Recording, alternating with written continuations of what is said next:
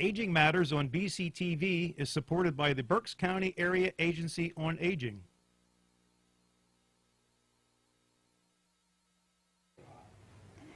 Hi, and welcome to Aging Matters. This program is provided by and sponsored by the Berks County Area Agency on Aging. My name is Ann Barlet, and I'm the Public Advocacy and Outreach Manager for the agency. Tonight's show, as we start in with the new year, Happy New Year to everyone. Have a healthy and happy 2019. We have two special topic areas tonight, and the first one we're going to start with is a special collaborative partnership project, I'll call it, with Reading High School students and their teacher, Mr. Christopher Yeshulas, right? I got that right. I've been working on it, but it's not, I'm not getting it. It's a tough last name. That's why I go by Mr. Y most of the time. Oh, okay, so can I say that? Sure. Mr. Y, all right, he is here with us this evening, and we've got two students from his class. We've got Hector Malave and Joel Ovalo Rosado. Thank you guys for being here. Appreciate your time tonight to talk about this collaborative. I'm going to start with you, first of all, and Mr. Yeshulas. So let's talk about the fact that the project, we called it a holiday card project.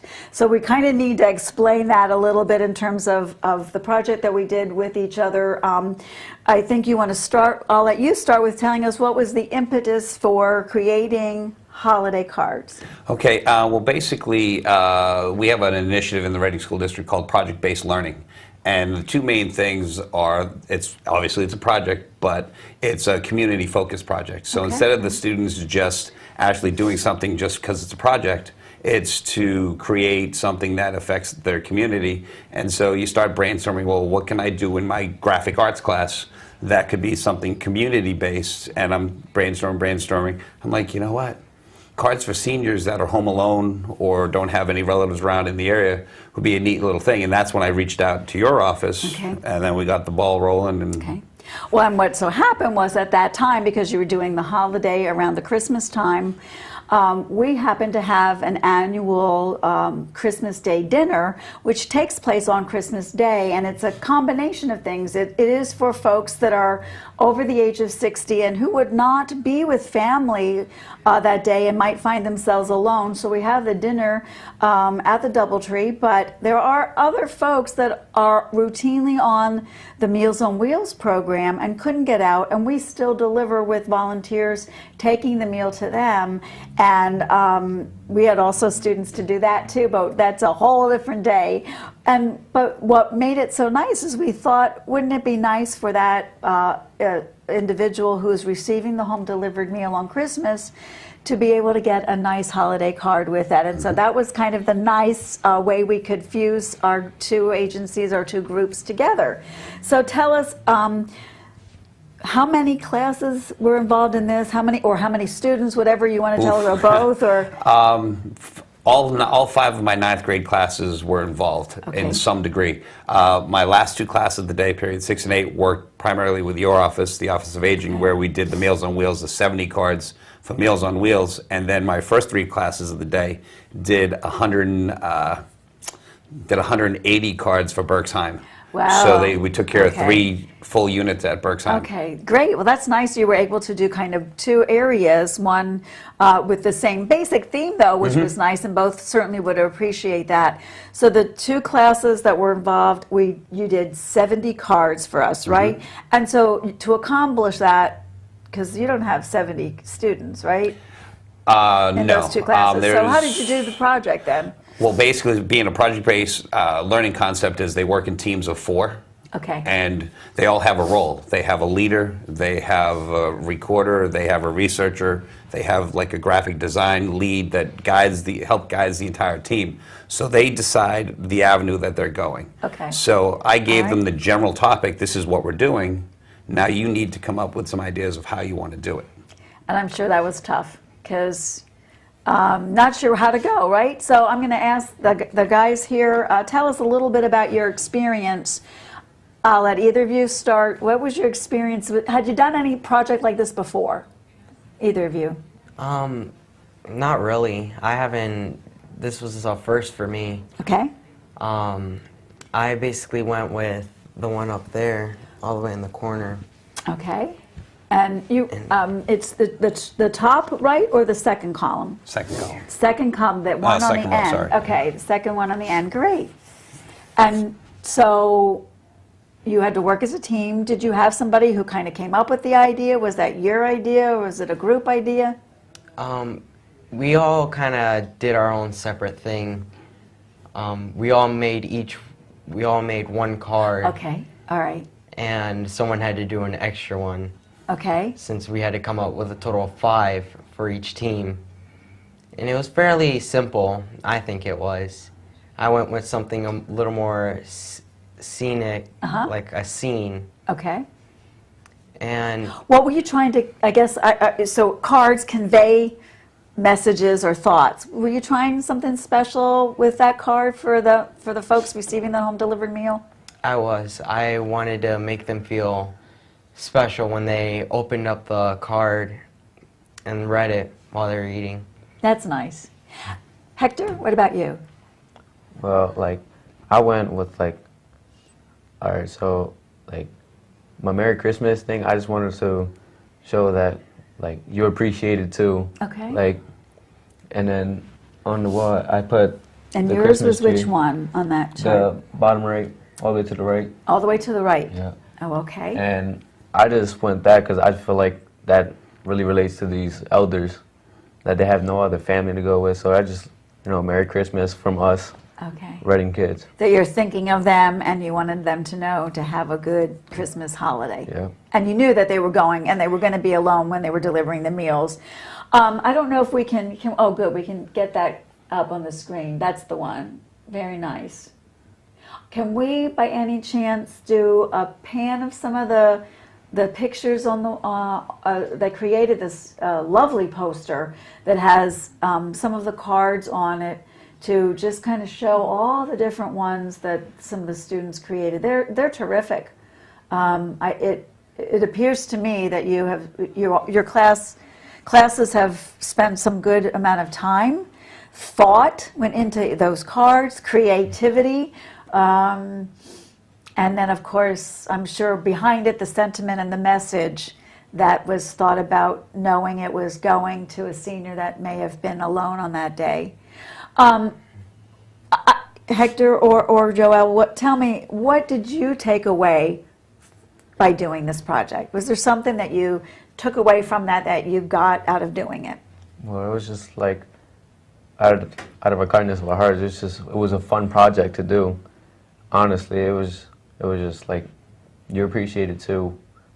Like, we acknowledged that you were here before us, so, it was just like, it was a fun project overall. Good, I'm glad. Anything from you in terms of your takeaway? Like I said, we just wanted to give them something special, and it really made us feel like we accomplished something, knowing that they would feel nice too. Super. And I'll go from the teacher's perspective. How did you, clearly you should be proud of the students and what they've done, at least from the cards that I see for our seniors, and I'm sure for the Berks seniors as well. What would you say, what did you see in terms of this project? I saw the whole gamut where normally like the students love to have a say what to do next. What do we do next? What do we do next? And I was like, this is your plan.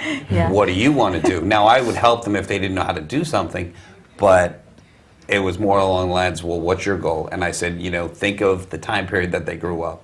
And that's where we came around. Okay. There was, you had the It's a Wonderful Life, and you had some of the old Mickey Mouse, and maybe some of the Peanuts, and various other things like that.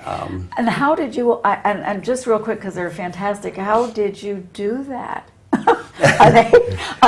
Were they drawn? No. Okay. Most of them used a software called Microsoft Publisher. Okay. And so then they were using text boxes as well as graphic images that they grabbed from Google and imported them and modified them to make it fit into their cards. Okay. And then the color and the saying and which should be what color and all of that design.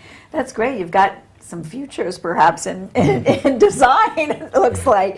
Anything else in terms of what anybody would like to say about the project before we have to take a break? You take them? No, you're all quiet tonight. Well, I want to. There'll be more projects. Oh, good. I want to thank all of you, and if you will take back to your classmates that our agency really appreciated the project. I'm glad we could connect and have that, and I'm sure that the folks that had received the home delivered meals on Christmas Day from our agency really appreciated receiving that additional special Merry Christmas or Happy Holiday sentiment. And again, thank you all. Appreciate that. And thank you for sharing with us tonight about the project. And we do look forward to some future projects. Take care. Thank you. Thank you. We're going to take a break right now. We'll be right back. Start off the new year right by deciding to eat healthier. Eating right doesn't have to be complicated. Simply begin to shift to healthier food and beverage choices. These recommendations from the Dietary Guidelines for Americans can help you get started. Emphasize fruits, vegetables, whole grains, and low-fat or fat-free milk and milk products. Include lean meats, poultry, fish, beans, eggs, and nuts. Make sure your diet is low in saturated fats, trans fats, salt, sodium, and added sugars. Focus on variety. Eat a variety of foods from all the food groups to get the nutrients your body needs. Fruits and vegetables can be fresh, frozen, or canned. Eat more dark green vegetables such as leafy greens and broccoli, and orange vegetables including sweet potatoes and carrots. Vary your protein choices with more fish and beans. Eat at least 3 ounces of whole grain cereals, breads, crackers, rice, or pasta every day. The majority of your food choices should be packed with vitamins, minerals, fiber, and other nutrients, and lowering calories. Making smart food choices can help you stay healthy and manage your weight. We also suggest that you balance your eating by being physically active. Have a happy, healthy new year.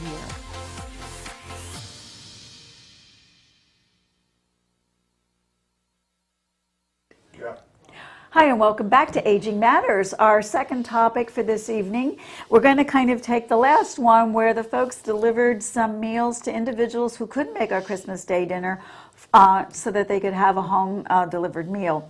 Well, we're going to stay with that topic, and I have a guest with me. Rita Phillips is the Director of Volunteers for Berks Encore, and the reason we have you tonight is because we're talking about the Home Delivered Meal Program, which most of you know as the Meals on Wheels program, and again, staying with home delivered meals and delivering meals to individuals in our community. So I wanted to first talk about we see Meals on Wheels. We see people driving around, in vehicles delivering meals. So, Rita, I guess you would agree that if I say that it is pretty much a volunteer-driven program. Absolutely, Ann. We couldn't do what we do without our volunteers. We deliver over 600 meals a day, all throughout Berks County. So I don't know how many routes that equals to every day, but there's usually 2 people, one that drives to the home, another one that we call it our runner, and what they do is they're the one who takes the meal to the house. Okay. So it takes an army. It does. And we do that Monday through Friday. And it's the lunch meal, right? It's the lunch meal. So it's 1 meal a day, Monday through Friday. You've got 2 folks helping to deliver, multiplied times 600 individuals receiving meals. That's a large need to have a great number of volunteers. That's why we couldn't do it without our volunteers. Absolutely not. And so how would you give me? Let's start with kind of how did this start, I guess? Because it doesn't just start with, let's deliver meals and 600 people. Give us a little brief purpose, I guess, of the program. What's the mission or the program purpose? Well, the mission of the program, and actually the mission of Berks Encore, is to keep our aging people, our aging clients, in their home for as long as possible, living independently. And we wanted to provide services that could help them do that. Some of them don't have family close by. Some of them, are referred by a doctor. They've been in the hospital. They can't cook for themselves anymore. And a lot of times what would happen is they'd have to go into a nursing home or somewhere else because they couldn't take care of themselves. And so what we've done is, and I couldn't tell you how many years, I don't know, but for many, that we've started the Meals on Wheels program. We work with your office, the Office of Aging, and it's grown and it continues to grow. We've added 3 new routes this past year. Wow. So we continue to see an influx of clients that need this service. So our mission is to take care of them, and so we're always looking for volunteers to help us. So let's talk, you said route, and you said, and you're adding routes. So let's, the territory that the Meals on Wheels program covers is? Berks County. Okay. We deliver meals throughout Berks County. Okay. We have 6 centers, and the meals are packaged every day and delivered from those centers. So we have volunteers from all the areas in the county, so we try to fit them with one of the centers closest to them, so it's not inconvenient. And so, Good. So it's not like, we're familiar with Berks Encore in the heart of the city with the main office. Right. And a larger probably center and activity hub, but you have centers all around the county. So even if I live, let's say in Wernersville, I don't have to necessarily come into the city of Reading to be able to deliver a meal on a route, right? That's correct. We have a Wernersville center. and so, yes, volunteers who live in that area, and they deliver in that area. So we try to keep the routes where people are familiar as well. So it helps with all the back roads and the side does, streets and knowing the routes. And then the one-way streets and which way I can go. It does help if you're delivering in your own territory. And it also is the familiarity, I think, with knowing that I think you feel like you're giving back, in a sense, to that community. Absolutely. Where you live. And probably, especially in our smaller communities, people know the people they're delivering long before this. Sure. They might have known them through school or church or whatever. So it helps our clients be very comfortable too, having them come into their home. So it works. Sure, It because works. they certainly are dependent on that delivery for that hot meal, Right. and expecting that individual's coming and Yes. showing up. Yes. And the same thing, that the individual delivering knows that individual does need it. So what would you say would be a time commitment, I guess, by a volunteer? I'm saying that we just went into the new year, and some of us are looking to we've made some resolutions. Some folks are looking to do something new or different, and a choice might be to volunteer. And when I'm looking at my time and my schedule, what can they think about would be an approximate, or explain how it works so I know what kind of time or commitment I might be making if I wanted to deliver meals? Sure.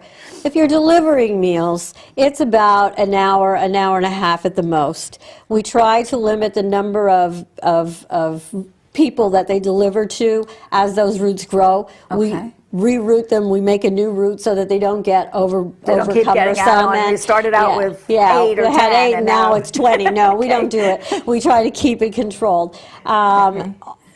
So we have runners that accompany the driver. Sometimes you have somebody that doesn't need the runner, but most times they like to team up. So we have somebody who drives and then somebody who rides with them. And that person who rides with them is usually the person that takes the meal to the door, to the client, and just chat with them for a minute and go. They know they have to keep going, so everybody gets their meal. Or it'll be the supper evening meal. We also pack meals every day at all of our centers. The food comes in bulk, and what we do is package them into individual meals. So it takes volunteers to do that as well. All right. So that's about an hour and a half. And we have, again, a team of volunteers who are very dedicated, come in. They know the routine. We have machine that seals the meals. Okay. They package them and they get them ready for the delivery people. Okay, so if you couldn't go out for some reason, if you felt more comfortable, maybe not doing the delivery, but you Right. could assist that way. Oh, absolutely. And so what must I do, must I take, so if I have that one route, how often must an individual deliver or pack meals? Okay. You don't have to do it any certain period of time. Okay. We know that you're a volunteer, and we appreciate any time that you can donate to us. And so that we have people who come once a month. We have people who come once a week. They have a regular routine on a day that works for them, and they do it. So as often as you would like to, we can put people to work. Okay. Okay. So they have a little bit of flexibility. If they say, I They can do. kind of, Tuesdays are pretty good for me, Right. and I don't mind doing it, once a week or once a month. That's Right. accommodatable. Absolutely. Okay. Absolutely. And you talked about a runner and a driver. So what if I'm only one? Like, I might be able to drive, but I don't know anybody else in my community that would run with me, or vice versa. I'm willing to be the runner, but for some reason, maybe I never learned to drive or don't feel comfortable driving, but don't mind the running. For the exercise. Can you do any pairing of people? We do often. We have volunteers who come to us that can't drive or no longer drive, but they do want to do something, and so we pair them with one of the drivers. Sometimes we get organizations such as the school who volunteers a day to come in and help, and we pair them with the seasoned drivers. So there's just so many ways that we can work with them. So no, they don't have to bring their partner, although there's a lot of spouses, husbands and wives that do it as a team, or a friend, my neighbor and I want to do this or whatever, but we can pair you up too. Okay, all right, good. And again, for those that don't want to do the route, they can also go to the center that's probably nearest them and help to package the meal for those that are delivering. That's correct, and they can do that as often as they like. Again, we have some people who always do Fridays or always, and then some of them can come in every other week on a certain day or whatever. And the managers schedule. So if they tell the manager how often they can be, they'll have them on a schedule. They make the schedule up the month ahead, and they know. So let's, in the minute or two that we have, so how do I get in touch with you, or who do I call? How do I make the contact if I'm sitting at home thinking, I think I can do that? Who should I call? They should call me. I am the Director of Volunteers, and I would love to talk to them. I can answer questions they have. We have a volunteer application packet that I can email, I can send, whatever is most convenient. Okay. And they can call me, and I can give you my phone number. Let's share that number. You're at Berks Encore? I am at Berks Encore. My office is located on 9th Street. Okay. Okay, and my phone number is 610-374-3195, and my extension is 225. Okay, or they can ask for Or they Rita can ask Phillips. for me, and they will put you And then through. you'll be able to talk a little bit more. We didn't have a great deal of time to get into, and real specifics about routes and where and all that, but you can give them that information. As you said, there's an application that you'd like to have them complete.